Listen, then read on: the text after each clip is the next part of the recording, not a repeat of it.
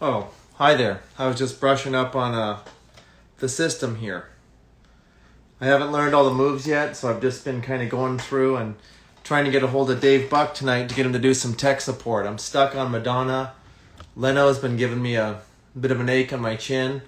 So we'll see if Dave Buck can come and join us and maybe give me some tips on how to finally master this. You know, does anybody have this out there?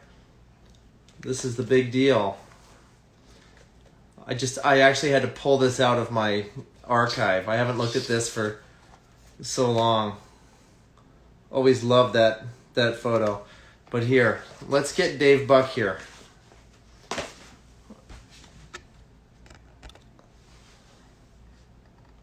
Let's see if my old buddy Dave through and help me out here. I'm trying to learn the system.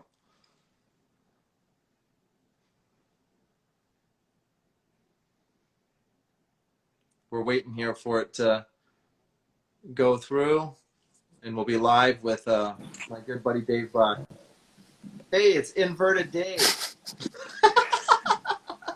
Good What's to up, see you, Brad? buddy. Dude, Hey, what's new? I have a technical question. Yeah, well, I've just been, it's been like 16 years, Dave, and I've never really figured out how to do anything in this, so I wanted some help. Okay, before we talk about that, I have my earbuds plugged in. How do I stand up my phone without holding onto it? I can't flip it upside down. It's, Um, just put it against like a book. I'm not ready for this. Well, this is Hold on. good. Everybody knows that Dave is mortal. He's not, he's not the superhero we all think he is here. He's Okay, having some phone problems. I'm figuring it out. Dude, I have like a cheap-ass tripod set up that we would have laughed at 16 years ago. You think about it, everything goes Yeah, downhill. It's called entropy, right? Like the destruction of the universe here. it's happening. So what's new today? What did you do today? I went swimming in a pool. Where?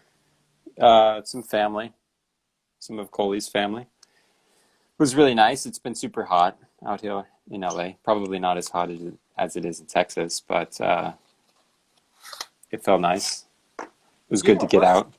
You know what? The other day, like I looked, and it was hotter in Orange County than it was here. I mean, it's hot everywhere, but it was like 97 here, and it was like 101 in Anaheim. So it's hot It's everywhere. crazy. Yeah.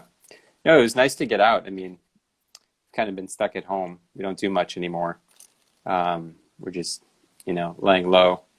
But when we do have an opportunity to do something, we take it. So a couple weeks ago, we went to the Sequoias. We went camping.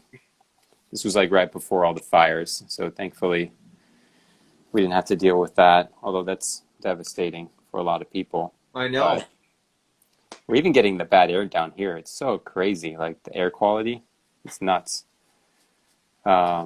But that was super fun. We saw some bears. Um, we went off-roading. We rented like a camper van.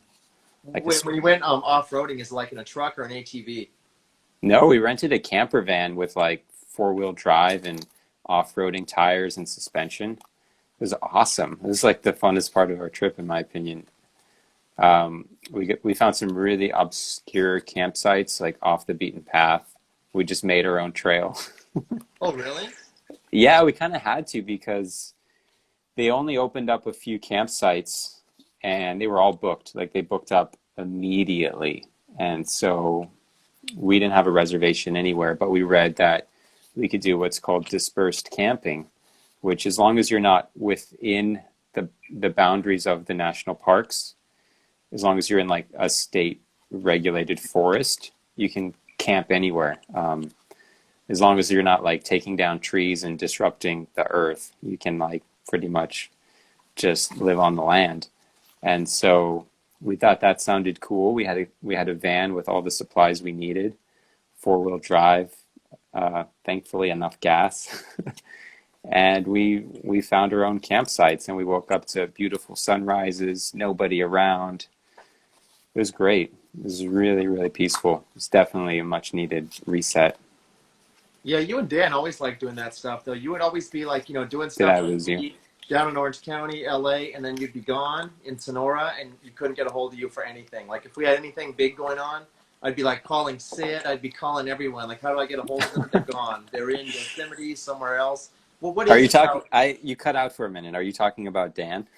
Oh yeah, well Dan more so. Yeah, Dan will just go completely uh, MIA. You know, Dan just disappears. But what is it about nature that refreshes you guys so much? Was it growing up in kind of the Maybe wilderness? so. Yeah, it must be. It must be connected to our upbringing.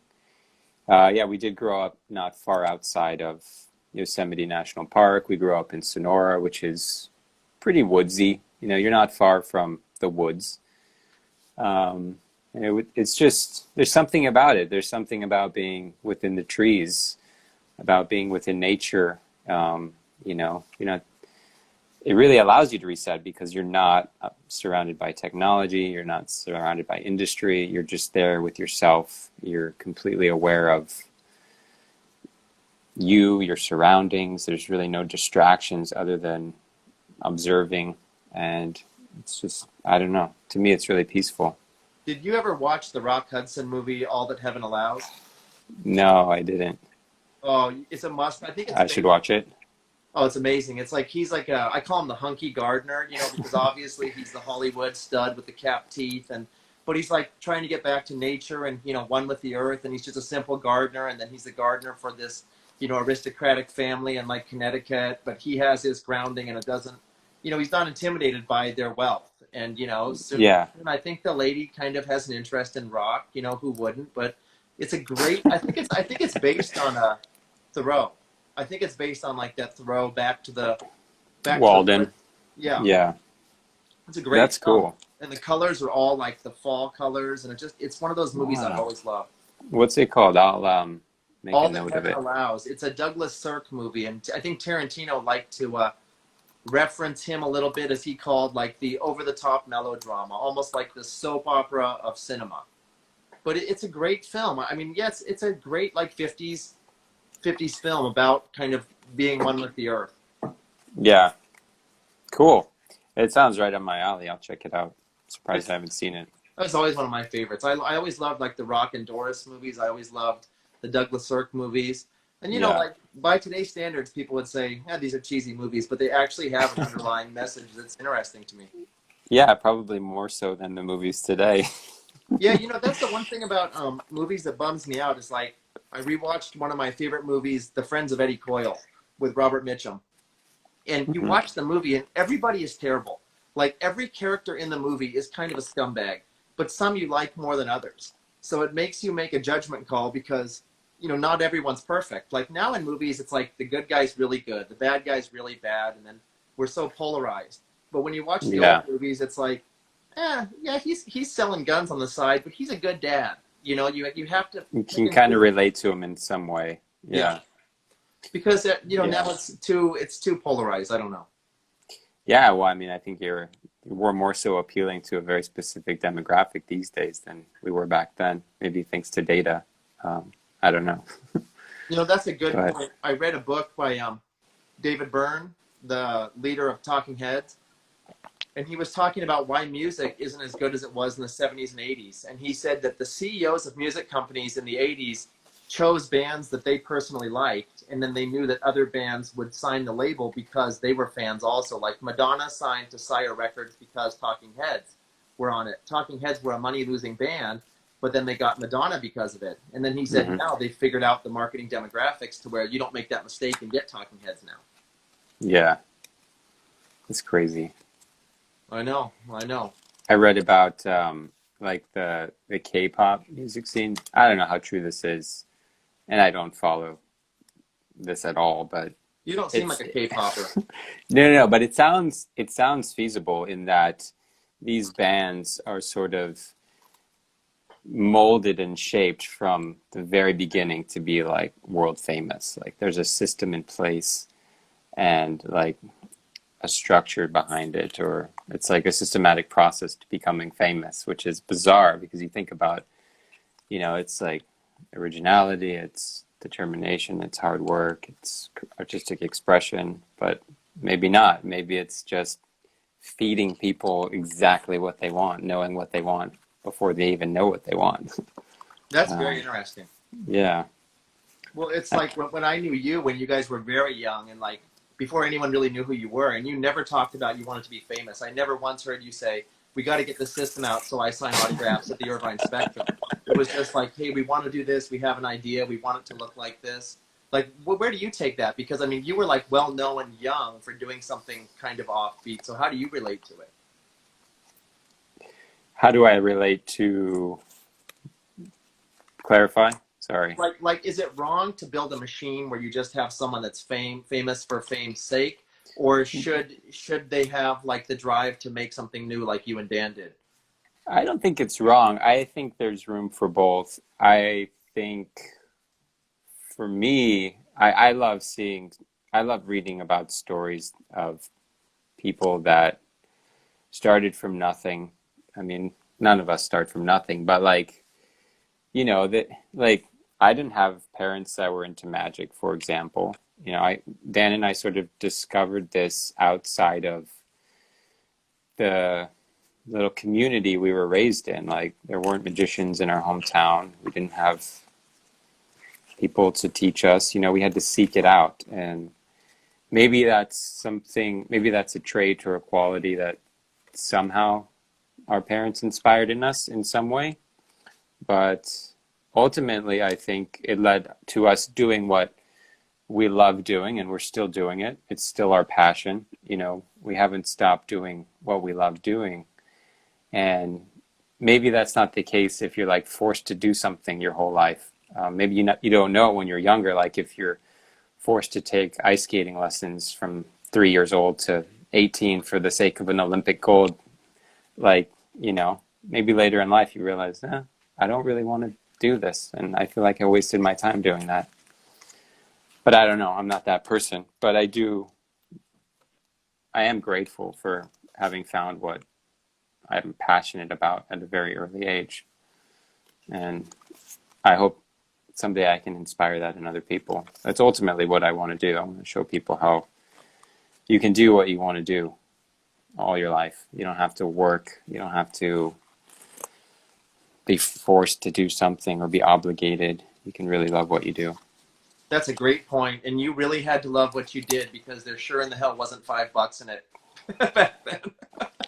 There wasn't, dude. There was nothing. You guys made it happen. I mean, it was an absolute passion. That's very fascinating.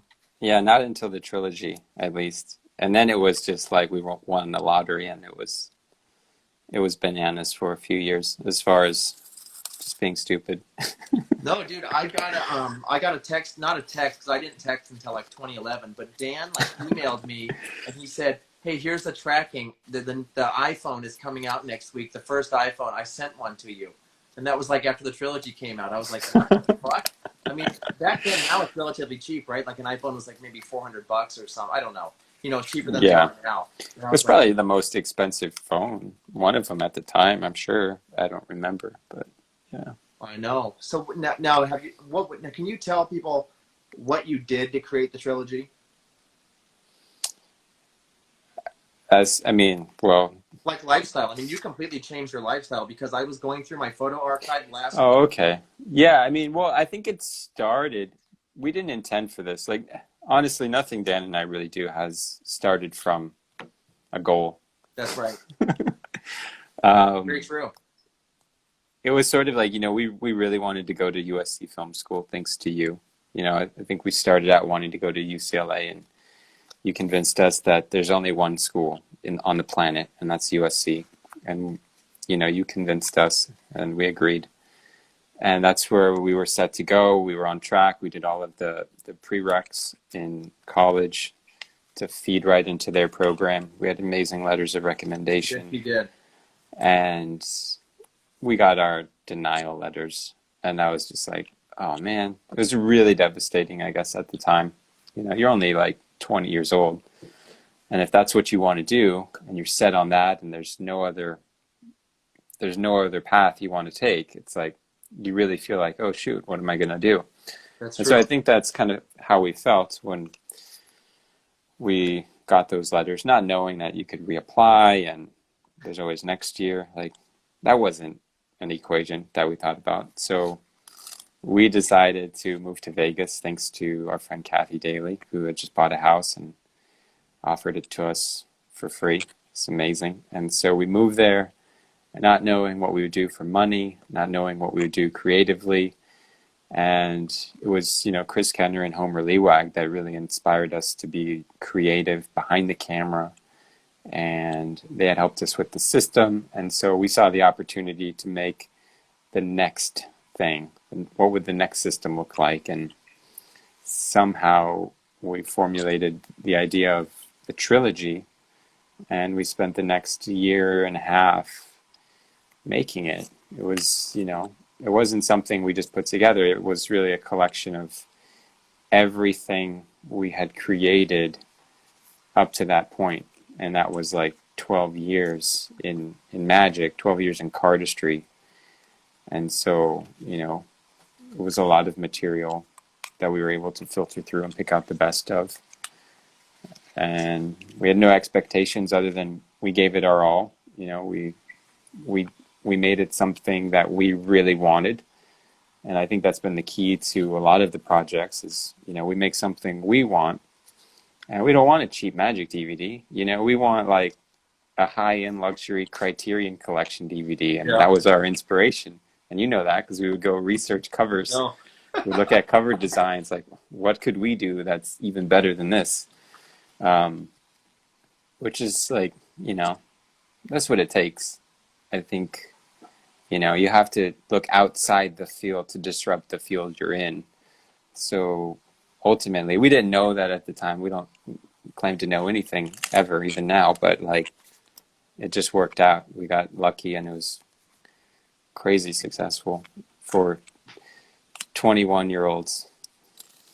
I know, like I was looking back through the archive and I was like so bummed that you guys were moving from Orange County that I like was a photojournalist and I was photographing you guys renting the U-Haul in Newport Beach. So I found all these photos of like you and Dan with your Birkenstocks and the baggy, olive pants. And we were going to Starbucks that day. And then, I was watching the U-Haul drive off. And then I remember driving to Vegas to visit you and you guys had just been working on the Trilogy, 20 hours a day. And I think I brought the Nightmare on Elm Street, like the Wes Craven one, like the 25th anniversary version at the time, maybe, or 20th anniversary version. And I think we watched it at Kathy's house. Of course she was gone, but we watched it. And I think it was like the first time you guys had like been away from your, world of making the Trilogy. Yeah. Did you like living in Vegas? Oops. I think at first we liked it. We loved being around our friends. We loved being around Chris and Homer and Kathy. Absolutely. We had some other friends in Vegas, like Rodney Reyes. Hung out with Chris Smith. Some other people we hung out with. It was a great community we hung out with, and it allowed us to focus on being creative. We didn't have real jobs while we were there. Thanks to Kathy for the free rent. Kathy was so generous. Incredible. Yeah. And so, we're incredibly thankful. It was an opportunity, I think, that paid more dividends than film school could have ever paid. And I'm so glad nowadays that we got that rejection letter because it just proves my personal philosophy that you don't need to go to school. Yes, I think it's immensely valuable. But education is free. People are wanting it to be free, but it is free. Like, go to a library. Everything we learned about magic was from books and videos, and a lot of it we didn't pay for. A lot of it was borrowed, but it was really about practice. Like, we spent 16 hours a day practicing our craft, refining it, thinking about it, and we could have been playing video games, but we thankfully found something that turned out to be a lifelong passion and a business. Well, it's interesting though, because I was reading a new thing about brain connections and how long you should practice something, because I've been playing guitar more now. And so I was thinking, like, what's a good practice schedule? And so you see all of these different theories, like the human brain cannot absorb more than 30 minutes of information, so you should only play for 30 minutes in the morning and maybe 30 minutes at night. But then I don't know. Like, there's no way that like I don't know. I mean, but then Ray you think Vaughn. about like Mozart, like he would not have like I don't know, but I can't imagine he'd be Mozart if he wasn't practicing like I agree. 16-hour days, right? Yep, I Like agree. so I don't know. Yeah, Yeah. it seems like 30 minutes twice a day, and then like what's the guy's name? Malcolm Gladwell, the book Tipping Point. The 10,000-hour theory. Yeah. Yeah. What do you think about that? I think it's I think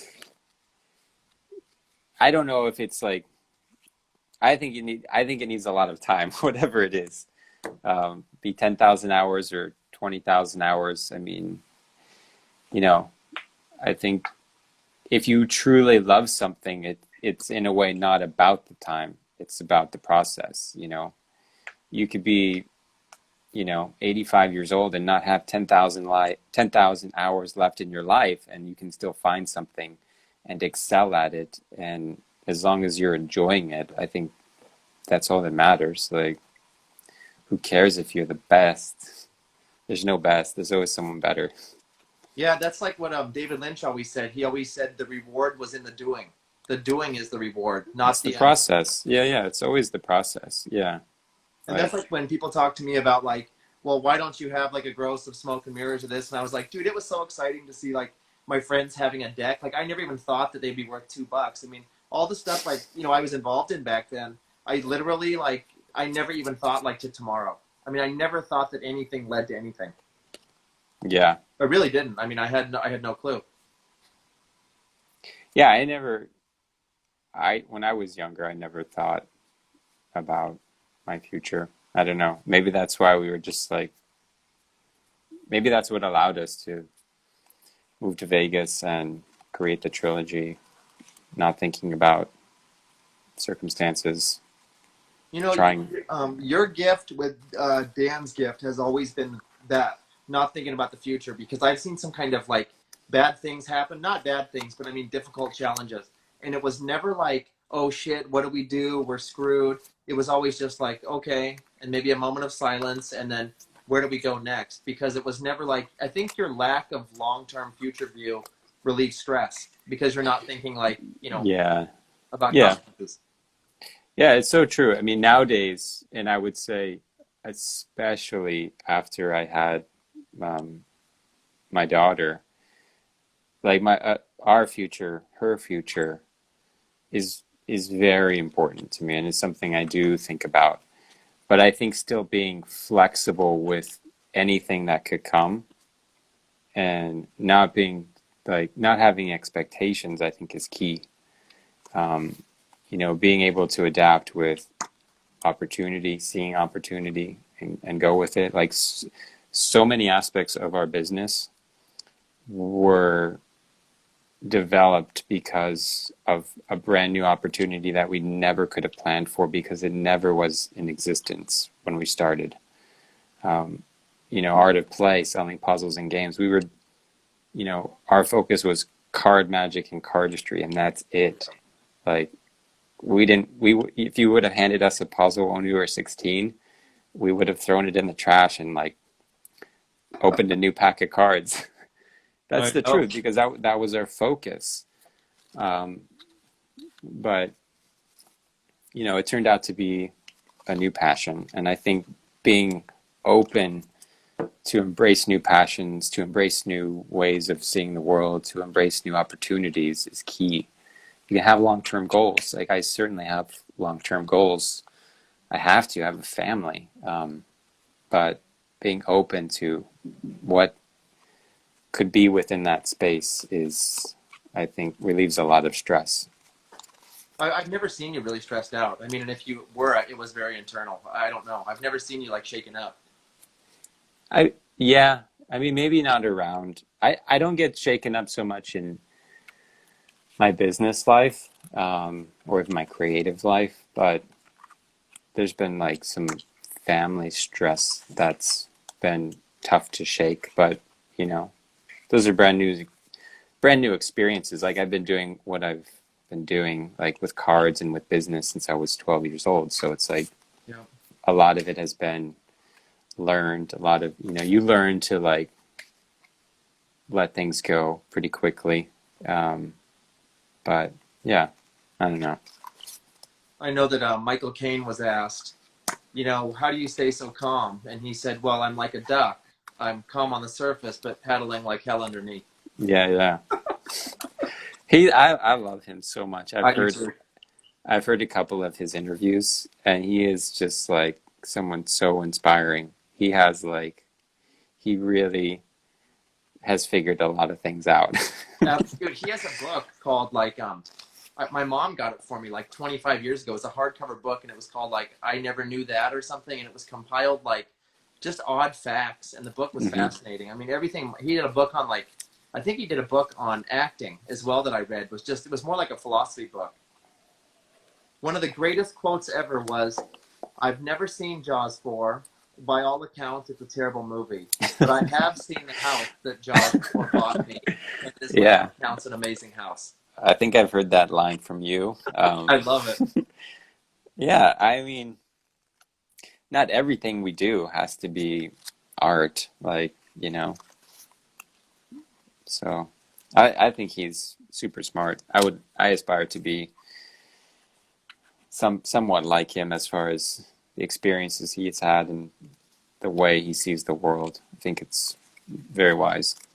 So, well, what have you been reading lately? Like, I know that you and Dan read a lot. I mean, what's your inspiration lately? I mean, it's across the board. I'll pick up books on history and science. Lately, I've been reading a lot about genetics, and I'm starting to dive into twin studies to learn more about twins. Dan and I are involved in a project right now that I feel could benefit from us speaking a little more intelligently on the subject of twins. And so it's fascinating. I love pretty much reading about anything. There's really not a lot I don't enjoy reading about. I don't read a lot of... I'll read science fiction, but that's possibly it. I like reading science books and biographies and business books and marketing books and yeah.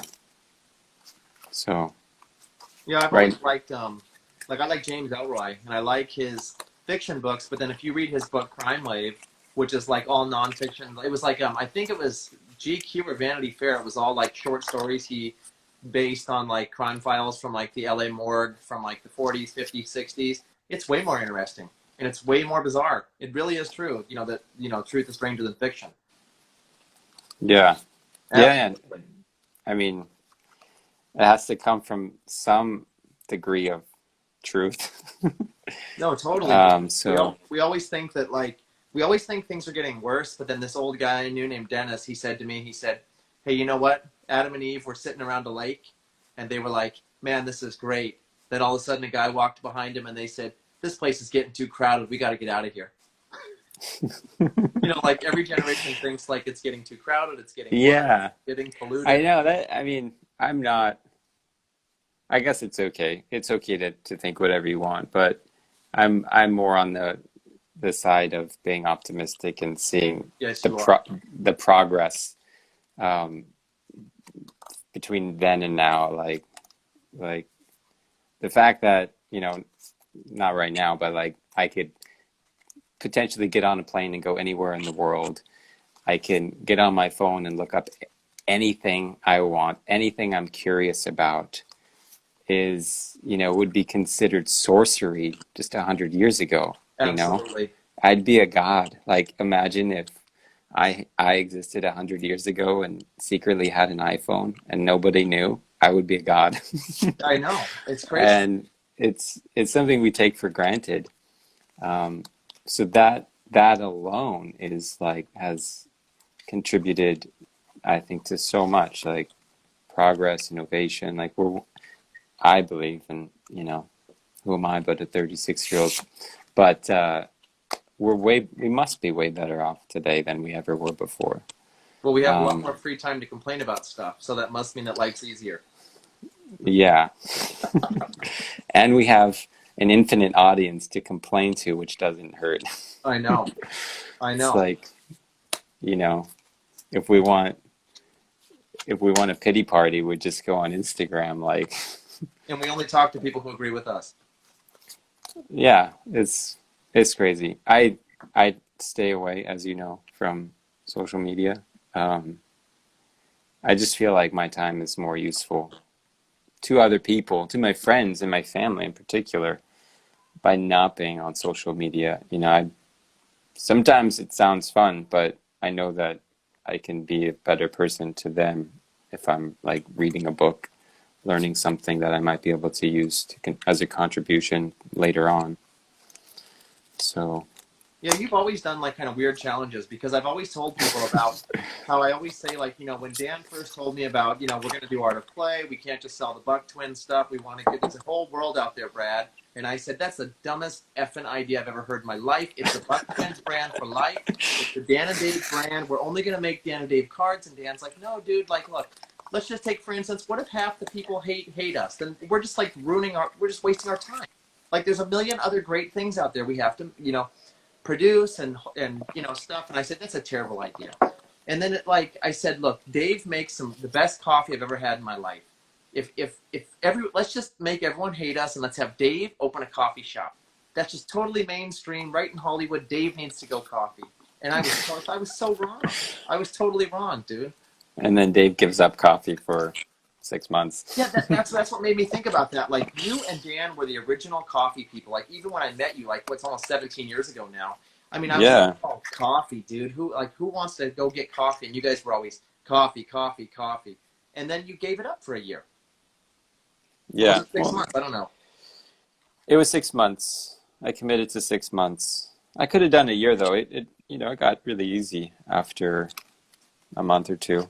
So what is it about, like, your challenges? Because I know that you've cut out coffee, and then I remember you didn't drink alcohol for like a very long time. Yeah, I gave up alcohol on my last. Well, I gave it up December 31st, 2018, and so it's been what, like 18, 19 months, 20 And months. I just want to clarify to everyone out there, this is just Dave's challenge to himself. Dave was never like falling down on Yeah, I Day. didn't use it as like an escape substance. Yeah, it was very rare. And to be fair, I say I gave it up, but in February, I was in New York with some friends, and I had promised one friend in particular that originally it was going to be for a year. And so he's like, I can't wait to celebrate with you after a year. I'd love to have a drink with you. So it ended up being something that I decided was going to be a lifelong decision. But I did have some drinks with him in New York in February. And that's not to say I wouldn't have a drink again. Like, it's, I might. It's like, it's just, I can do what I want. It's my goal. Do you like the challenge? Do you like trying to find something that you do Yeah, and doing that? I do. I think integrity takes practice. Mm-hmm. And this is a great way to practice integrity. If we can't be honest with ourselves, I don't think we can be honest with other people. And honesty is not something that comes supernatural. I mean, maybe it does. It's really easy not to be honest. So I feel like taking on these personal challenges is a way to strengthen that muscle. So more or less, that's why I do it. It's like, committing to go to the gym, committing to go on a diet, committing to write every morning, committing to, go for a run, committing to drink more water. Like, in a way, these are all personal challenges, but you're not following through with them unless there's some integrity behind it, and unless there's some honesty and like real commitment to yourself. And so I like to practice that. What is day 4 like for you with no coffee? I mean, are you flipping out, or you have the mind? No, I was told I might get migraines. I don't get migraines in general. I've had a couple of headaches in my life, but I never got headaches from not having caffeine. I substituted it with tea, and I wasn't like drinking tea excessively. I would drink decaf tea, decaffeinated tea like once a day in the afternoon. So I did break my morning ritual of drinking coffee, which, took some doing. It definitely takes some willpower, but if you're going to give something up or add something to your life, it's like, I feel like you have to find something else to help you. And tea was that. Tea was helpful. So it's kind of like a little crutch to help you get past the beginning of it. Yeah. There's a cost to everything. So, drinking tea was the cost. But I made the rules and I decided from the beginning that that's what I was going to do. So it wasn't like I had, I think as long as you're clear about your intentions, as long as you're clear about how it's going to go down, then it's okay. Like a couple of years ago, I decided to give up meat for a year. I would eat fish and be a pescatarian, but I wouldn't eat chicken or beef or any land animals, I guess. But I also told myself and I told my family that, if we're having dinner and we're out, or if someone makes food and I'm over at their house, I'm gonna eat meat. Like I'm not gonna like inconvenience anybody because I don't need to inconvenience anyone. I know that I could choose not to eat this meat, but I'm gonna eat it because out of respect for them and it'll be good. So I was just clear about that up front, and it wasn't like I was breaking the rules. What was the hardest though? The meat, the coffee, the alcohol? The alcohol was easy only because, it's easy when you can see the impact something has on other people. And I don't see any harm in drinking coffee, right? Like, I drink fair trade, organic coffee. Like I don't see a problem with that. But alcohol, like, it's like the number one cause of deaths in the world. It's serious addiction, or can become a serious addiction. So it was like using that to strengthen my decision. What just made it more easy. Like I don't want to contribute to these companies. Like, not to say that those companies are bad.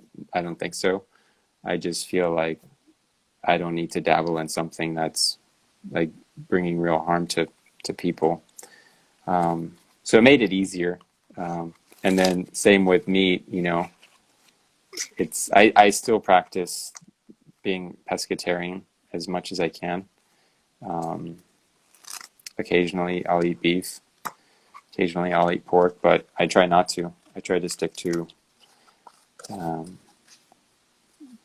I eat a lot of fish, but that's... You guys always like sushi though. I mean, even back in the old days. Yeah, yeah. So that's Not to say it's better, but yeah. But I mean, that decision came from, just wanting to be in practice of doing what I could for the environment. That's something we really care about as a company. It's something we really value. We donate 1% of our top line to planting trees all over the world. And so I figured, okay, if we're going to be doing this, if we're going to be advocating for, a cleaner planet, then I should really embrace that as a lifestyle as best as I can. And I'm still learning about ways of improving myself in ways that can contribute to a cleaner environment and less of a footprint. But, it's a practice. It's an ongoing practice, and I'm not perfect. Did you see the reduction in smog like in Los Angeles during the lockdown? Yeah. How crazy that is? It is crazy. Just in like a month? It's back though. Is it really? Maybe. I don't know like the actual numbers, but it seems like it. Like you can really see it in the air. But I remember like April, May, it was so clear. I know. Like we're pretty far from like the Hollywood Hills, like where the Hollywood sign. And you go out on our street and it was like clear as day. clearly read Hollywood, and I've never been able I've to never see seen that that. before. Yeah, It's like since I moved, I got like a little bit of nostalgia for like where I grew up, and so I was looking at old photos online of California, and it was such bullshit photos. It was like the 55, and then you're looking at these snow-capped mountains and stuff. And Van said to me, she said, "I've never in my entire life seen that view. It's always brown. Like when you would drive to Dodger Stadium, you can't see anything. Like downtown, you can barely see the the old First Interstate Bank, which is the U.S. bank building. It's yeah. crazy just how like and LA's cleaned up a lot since the 80s. It's got a Oh, lot. yeah, yeah. I've seen photos of the way it used to be. It's way better. And I think this just goes to show that, I mean, we can clean it up. It is possible. Like, Absolutely. why not? Like, just think we're breathing that air in. Like, Yeah, I don't want to breathe that in. I And know. so why not make it cleaner? Let's do what it takes. Let's do Yeah, whatever dude, it it's takes. like Dan and I were in Missoula, Montana years ago, and I loved Missoula, Montana so much. And there was a lake there that was beautiful. And then an old guy told me, he's like, "Oh, you would have never gone near that, 20 years ago." I said, "Why?" He said there was a paper mill here, and it dumped everything into the lake, and it was rotten and sewage, and the whole town smelled. It's And crazy. he said, unfortunately, it closed, and a lot of people lost their jobs. But at the same time, it's completely, repopulated with fish, etc. So it's Yeah. got to have a balance. I mean, you need commerce, etc. I'm not saying that I'm, on the granola bandwagon and this stuff. I got my Dodge Challenger, but it's you know what's funny though? Yeah. I had a guy with a Prius who got a new Prius every 3 years. He said, your car's not good for the environment. And I said, shit, dude, it's 10 years old. It's got 40,000 miles. I hardly drive it. I'm more environmentally Yeah, conscious yeah. than you with the battery. And to be fair, like, yeah, I have a Prius as well, but I I can't imagine like the carbon emissions it took to make that car. Yeah, look at the batteries. And, people with electric cars, where do they think their electricity is coming from? Yep. So Being I truly think, environmentally conscious is keeping the same shit for the rest of your life. Trying the best you can. yeah, Buy one desk. Don't buy 5 desks. Don't get a new desk every day. yeah. I think what's important though is becoming more aware of things we could do, practices we could start embracing, a lifestyle we could start transitioning into to contribute, maybe not to our generation's cleaner planet, but like, let's think about our kids, Absolutely. like let's not be so greedy and selfish and think about ourselves. Let's think about what we could, you know, pass, generations into the future. I wish everyone thought that way, but It's interesting though how like I never thought about passage of time. Like I've never really known what day it is. I've never really cared. But then once you have kids, you get to see that fast passage of time. Like, oh my God, they're bigger, they're bigger. I must be getting older. Mhm. And it's like how has having a child changed you? I mean, of course, in every way. But I mean, what are the main takeaways? Everything. uh, I would say the an immediate impact it had on me was just examining what was important to me, like prioritizing.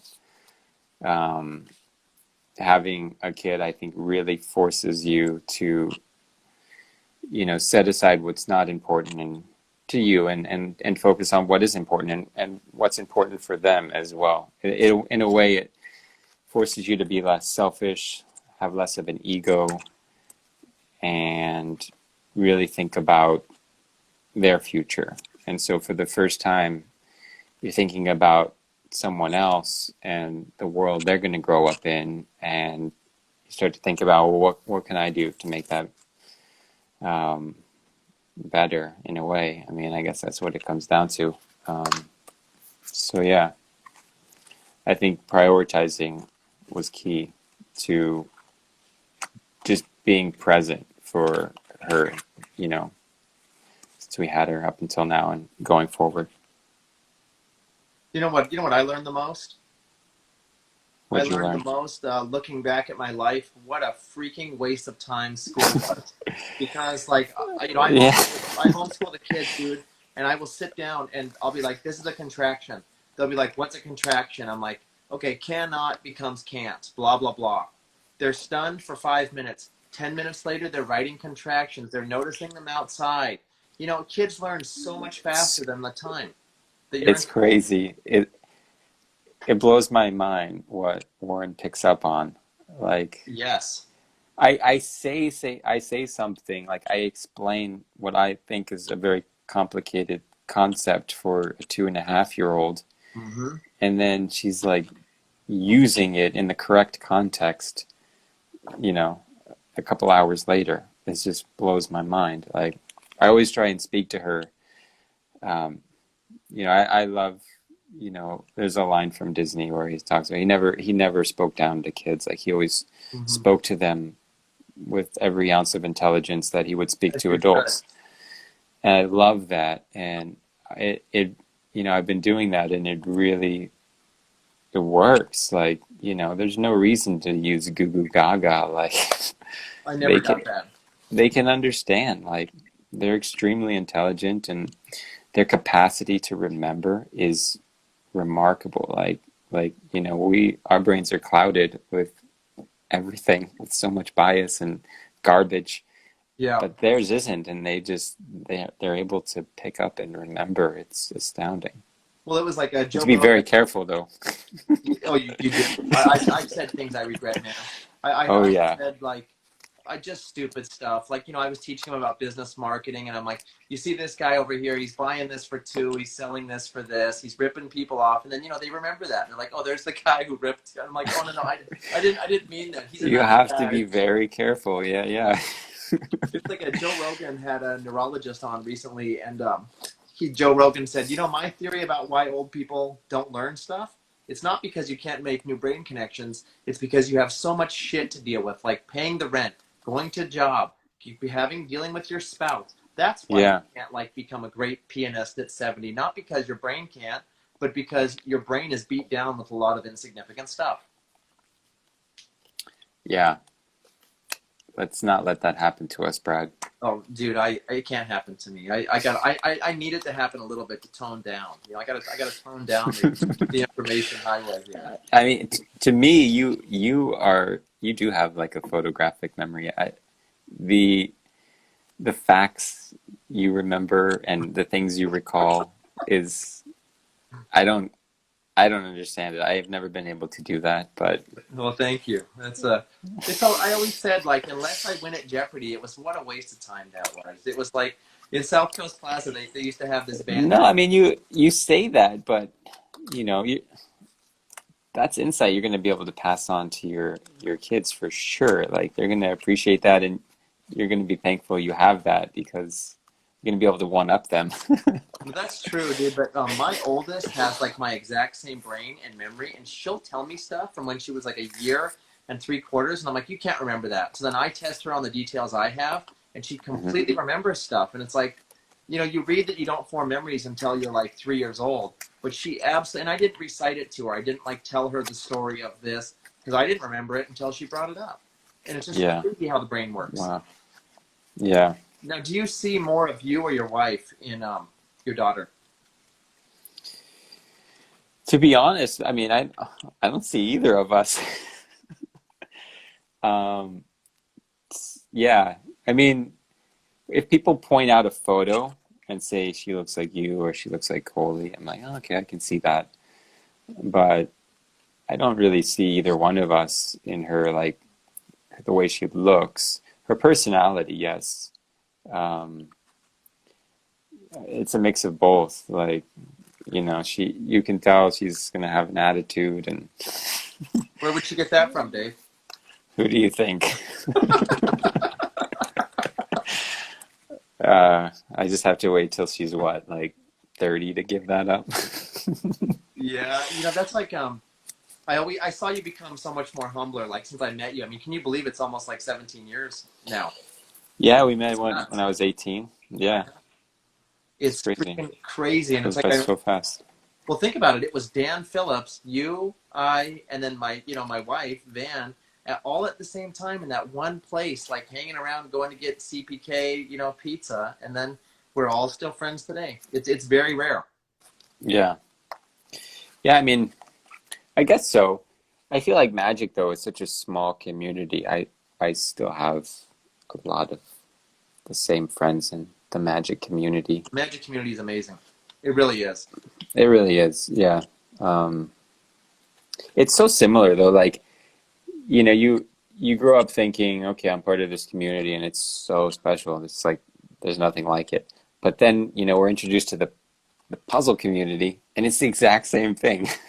You know what though? I was just And then, gonna say yeah, it's fringe communities because I grew up in the skateboard community, and it's the same thing. Like I'll meet guys that like used to stay at my uncle's house in the '80s that were like pros in the '80s, and like, oh yeah, I know Chuck, yeah, and it's like we're friends because like we're outsiders. I think it's like when you have fringe communities, it is a tight bond because you realize that you won't be able to share these things with anybody else. yeah, yeah, yeah. It's true. And I mean, I think it's important too. Like, I would recommend like anyone to find these communities, whatever it is they're interested in, to really become part of these communities, because they really do allow friendships that can be lifelong. Absolutely true. So yeah, I love the people I know in the magic community, and I'm becoming friends with in the puzzle community, and like there's an investors group I'm part of, sort of, not so much anymore, but it was very similar. Same vibe, same kind of people.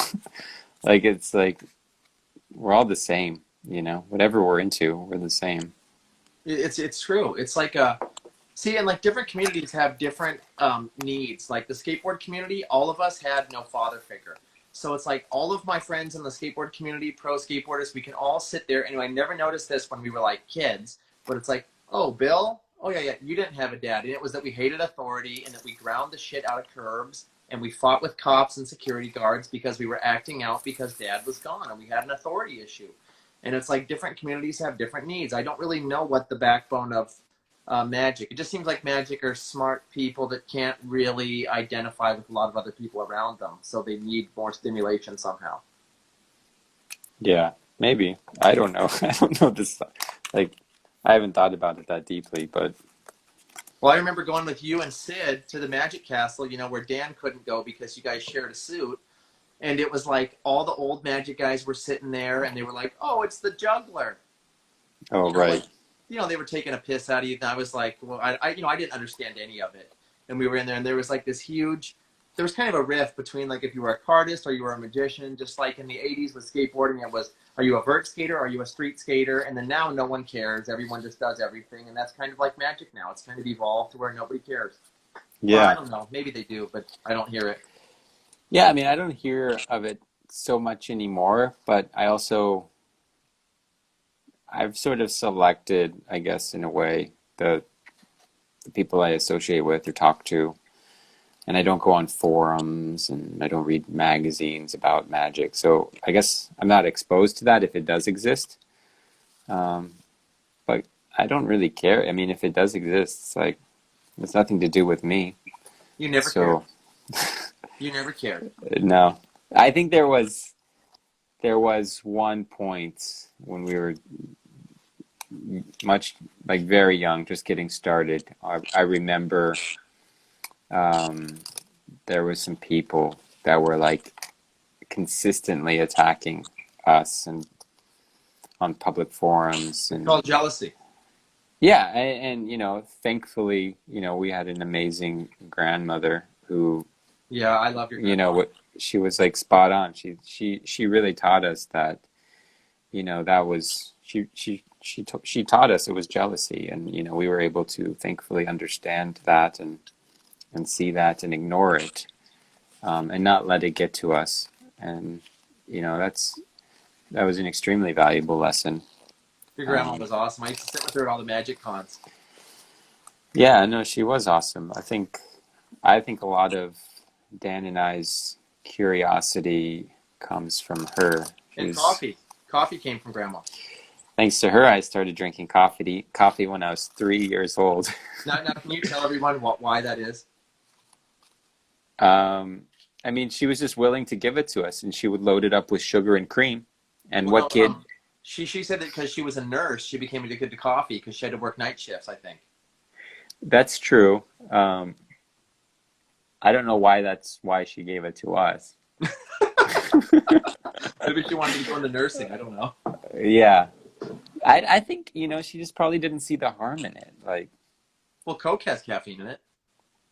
yeah, I mean, Chocolate does too. it's so crazy. I see, I mean, I don't know, who am I to judge, but I see kids with like Mountain Dews, I and I'm know. talking about like 5-year-old kids chugging a 24-ounce Mountain Dew. Dude, Yeah. we will open like a bottle of Coke, and then we all get a pour, like a shot of it, and that's like our Coke experience for like the month or the 6 months. And then I see kids like, I don't think you should be giving that to kids. Like, I mean, it's fun like in a little taste, but when you drink it every day, I don't know.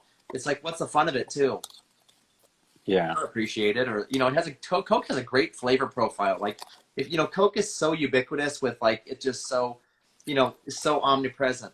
But when you really take like a little sip of Coke, you're like, what the hell flavor is that? Like, it's its own thing. Like, whoever came up with Coke at that time was a freaking master mixologist. It's mind Yeah. blowing, really. I do love Mexican Coke. Yes, Um, only kind I've ever drank. yeah, and I really enjoy having it with Mexican food. So whenever I'm at a Mexican restaurant, I'll indulge. Yeah, it's like a pairing. But It's kind yeah, of like a pairing. It's like I don't understand like how I've seen people with these giant gulps of like 64 ounces. I mean, I would vomit. yeah. It's so bad for you. Like, I don't know. Have you seen the documentary on the Mountain Dew kids in the Appalachian Mountains in the South? No. There was like a dental group that was volunteering oral care, and the kids had rotted teeth out of their heads, and they were I getting Mountain Dew in s- baby bottles. that's so crazy, I man. know. Like, Just give them playing cards. yeah. Well, I don't know. Like, I wonder if it's just intentional or if it's just ignorance. I don't know. Well, I think we've always overthought things, Dave. So maybe that's Yeah. it. It's just overthinking.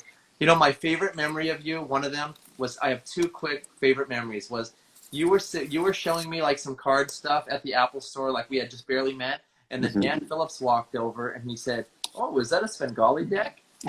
You got all protective, like, "Oh shit, like does he know the tricks?" And then you said, "What's your involvement in magic?" And he said, "Oh, I used to go to magic camp over in Palomar Mountain every summer. I don't remember much, but I just knew the Svengali deck thing." And I just the body language on you was like, "Dude, is he an outsider?" At that time, like, what does he Yeah, know? Does he know that's all my funny. secrets now? Yeah, And then the other one was that you were doing, I think it was what is it, 360 Spider? maybe. Yeah. With the one where you had a watch, like where you had to put the card into your watch. Oh, where I Offroading? like I appear the four aces, or Yeah, that's called real time. maybe. Or what was 360 Spider? I don't. We had such weird names. I don't remember our moves by name. Dude, Like, I remember like I used to think it was we so na- rad, and you we used to name show it. things last minute just for the sake of naming them to print, but that's it. Yeah, like I mean, Leno's the greatest name ever. Yeah, yeah. I mean that one kind of makes sense, but I just remember you doing it, and then one day I said, "Hey, can you do it?" And then you just said, "I can't." And I said, "Why? Like you don't want to show it to me again?" And then you just said, "I can't." And then the next day you came back, and I said, "Hey, can I see it?" And you said, "Yeah." And I'm like, "Oh, you didn't have your watch yesterday." And then there's nothing. No. Those are it's fun funny. times, man. Yeah. So we got a minute left, Dave. Is there anything you want to close? And I mean, I learned so much from you, always. No way. I learned so much No, from I don't you. think so, man. Anything you want to close in? Any advice for everyone? I don't know. Stay positive. That's it. That's the buck key. Stay positive. Yeah. Well, thank you Drink. for coming on, Dave. Thanks for having me on. This was fun. We should catch up amongst ourselves in a private medium. Yeah, I think so. I think so. We'll sneak into the Magic Castle, and maybe Zabrecki can lend me a suit. Maybe I'll lose like 60 pounds and get into Zabrecki's suit. I'd like to see that. I know. We'll see you, Dave. It was great talking to you, man. Thank you for coming Yeah. on. Thanks everyone for Bye, watching. everyone. Thanks for Thanks, watching. Brad. Take care. Bye, Dave. Bye.